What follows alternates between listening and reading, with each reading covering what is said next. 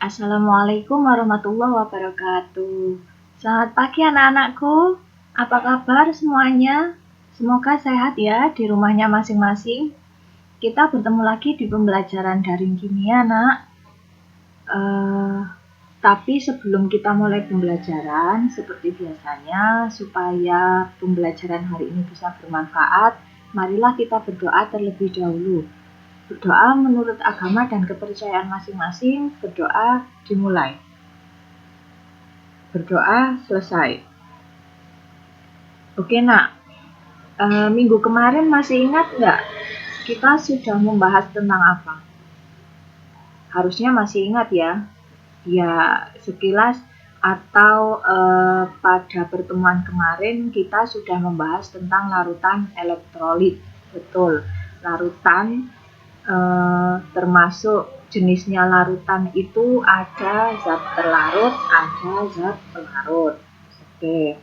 Nah, untuk pembelajaran hari ini kita akan melanjutkan materi minggu kemarin.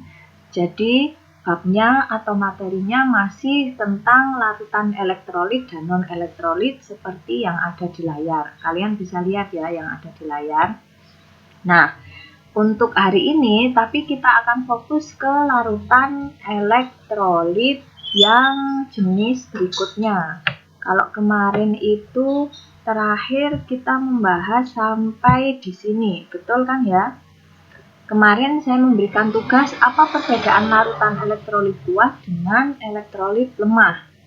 Nah, dari sekian jawaban rata-rata semuanya sudah benar.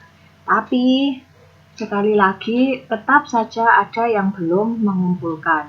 Jadi saya harapkan bagi yang belum mengumpulkan segera. Jangan sampai nanti nilai kalian kosong cuman gara-gara belum mengumpulkan tugas. Itu saja yang ingin saya sampaikan. Nah, untuk perbedaan larutan elektrolit kuat dengan elektrolit lemah, kalau kemarin masih ingat larutan elektrolit kuat itu yang seperti apa? Oke, saya tampilkan kembali ya untuk mengingatkan kembali materi yang kemarin. Larutan elektrolit kuat itu ketika dalam suatu percobaan uji larutan elektrolit, nah masih ingat gambar ini? Ketika nanti ada gelembung gas, ini kan di dalam larutannya yang akan diuji. Nah, ketika gelembung-gelembung ini jumlahnya banyak, setelah nanti diuji itu muncul gelembung-gelembung, kemudian lampu itu menyala terang, berarti larutan ini merupakan larutan elektrolit kuat. Kenapa kok dia bisa dikatakan larutan elektrolit kuat? Karena larutan ini akan terionisasi. Jadi akan membentuk ion positif dengan ion negatif itu terurai sempurna. Makanya dia bisa menghantarkan listrik dengan kuat. Makanya disebut larutan elektrolit kuat. Nah, tadi kan larutan elektrolit itu ada larutan elektrolit kuat dengan larutan elektrolit lemah. Lalu apa bedanya? Sekarang kita bahas larutan elektrolit lemah. Nah, kalian bisa melihat gambar yang saya tampilkan. Di situ, larutan elektrolit lemah itu hampir sama seperti gambar yang sebelumnya tadi ya. Jadi, tetap larutannya itu akan terionisasi, membentuk ion positif, ion negatif. Hanya saja terionisasinya itu tidak sempurnanya. Jadi nanti tetap ada muncul gelembung gas karena itu tanda-tandanya atau cirinya larutan tersebut adalah larutan elektrolit. Tetapi lampu yang ada di gambar ini dia tidak menyala. Andaikan menyala pun nyalanya redup. Tidak seperti yang tadi. Bisa ya membedakan ya. Saya tampilkan lagi biar kalian bisa membedakan. Nah, ini adalah gambar yang sebelumnya. Nyalanya terang, ada gelembung dan nyala lampu terang. Tapi ini untuk larutan elektrolit kuat. Sedangkan untuk larutan elektrolit lemah ada gelembung tapi lampu tidak menyala atau nyalanya redup. Berarti itu termasuk ciri-ciri larutan elektrolit lemah.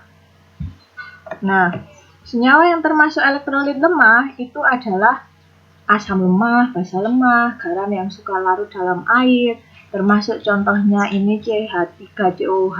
Ada yang kenal apa itu? Salah satunya itu adalah nama lain dari alkohol. Nah, itu termasuk elektrolit lemah. Kemudian penjelasan dari gambar tadi ya, larutan elektrolit lemah ketika dia itu muncul gelembung gas sedikit tadi yang ada di gambar, kemudian nyala lampunya itu redup atau bahkan mati, tidak menyala. Makanya kenapa dia disebut larutan elektrolit lemah, karena daya hantar listriknya juga lemah. Kenapa lemah? Ini tadi, karena sebagian molekulnya saja yang terurai menjadi ion-ion, makanya terionisasinya tidak sempurna. Karena sedikit ion itu tadi, sehingga yang menghantarkan arus listrik juga sedikit. Itu penjelasan untuk larutan elektrolit lemah. Nah, padahal larutan itu kan ada elektrolit, ada non-elektrolit. Kalau yang non-elektrolit gimana? Kita bahas.